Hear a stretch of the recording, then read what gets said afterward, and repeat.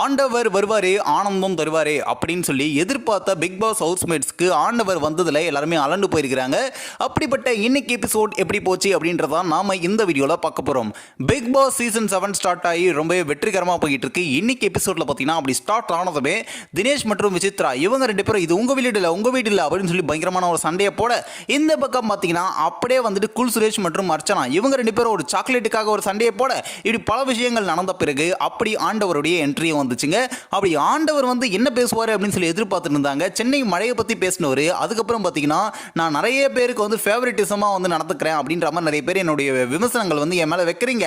அப்படி நான் யாருக்காகவும் எப்போவுமே வந்து மாற மாட்டேன், நான் நடுநிலையாக இருப்பேன் அப்படின்னு அவரை பற்றி சொல்ல, இதையும் தாண்டி பிக் பாஸ் ஷோலாம் தாண்டி நம்ம எல்லாருக்குமே வெவ்வேறு வேலைகள் இருக்குது, அதெல்லாம் நம்ம போய் பார்க்கணும் அப்படின்ற மாதிரி சொல்ல, இப்படி இதெல்லாம் தாண்டி ஹவுஸ்மேட்ஸ் கிட்ட போனார். அப்படி வந்து ஹவுஸ்மேட்ஸ் கிட்ட ஒவ்வொருத்தருக்கிட்டையும் நீங்கள் கோலிவுட் ரவுண்டில் எல்லாருமே செம்மையாக பர்ஃபார்ம் பண்ணீங்க அப்படின்னு ஒவ்வொருத்தரையும் பாராட்ட, விஜய் வர்மாவை மட்டும் நீங்க அப்படி ஒரு குரு ஸ்தானத்தில் போயிட்டீங்க அப்படின்ற மாதிரி அவரை மட்டும் தனியாக ஒரு சீராட்ட, இப்படி பல விஷயங்கள் நடந்த பிறகு சரி ஓகே நம்ம பஞ்சாயத்துக்கு வருவோம் அப்படின்னு ஆண்டவர் அவர்கள் வந்தார். ஹவுஸ்மேட்ஸுடைய முகங்கள் எல்லாமே அலண்டு படிச்சு அப்படின்னே சொல்லலாம். ஏன்னா ஒரு பக்கம் மாயா அவர்கள் அப்படி முறைச்சி பார்த்துக்கிட்டே இருந்தாங்க, இன்னொரு பக்கம் பார்த்தீங்கன்னா அப்படி பூர்ணிமா அவர்கள் அப்படி வந்து ஒரு பயத்தோடையே இருந்தாங்க. இப்படி பல விஷயங்கள் நடக்கும்பொழுது விஷ்ணு அவர்களுடைய பெர்ஃபார்மன்ஸை பற்றி பேசின ஆண்டவர் அவர்கள் அப்படி ஒவ்வொருத்தராக வர ஆரம்பிச்சாரு. அப்படிதான் பார்த்தீங்கன்னா எல்லாருமே சேர்ந்து கடைசியா ரவீனா அவர்களை போட்டு கொடுக்க, ரவீனா அவர்கள் கிட்ட என்ன நடந்துச்சு அப்படின்னு கேட்க, கடைசியில் நான் பண்ணலாம் தப்பு தாங்க அப்படின்னு அவங்களே ஒத்துக்கிட்டாங்க.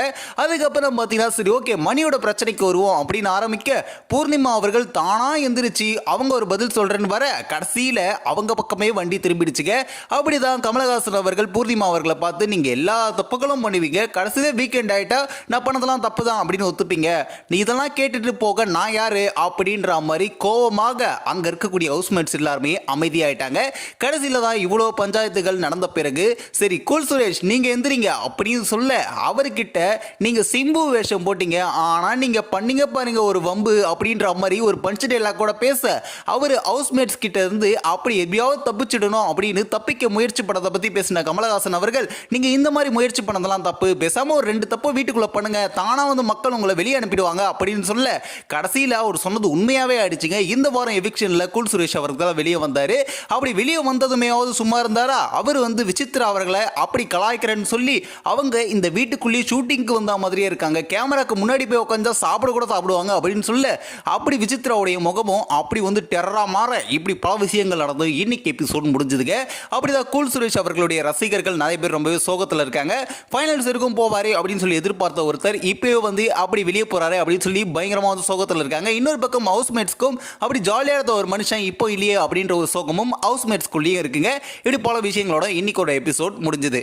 சரி ஓகே இன்னைக்குடைய எபிசோட் உங்களுக்கு எப்படி இருந்துச்சு அப்படின்றத நீங்க மறக்காம கமெண்ட் தி பீப்பிள் டிஸ்க் சேனலையும் சப்ஸ்கிரைப் பண்றீங்க.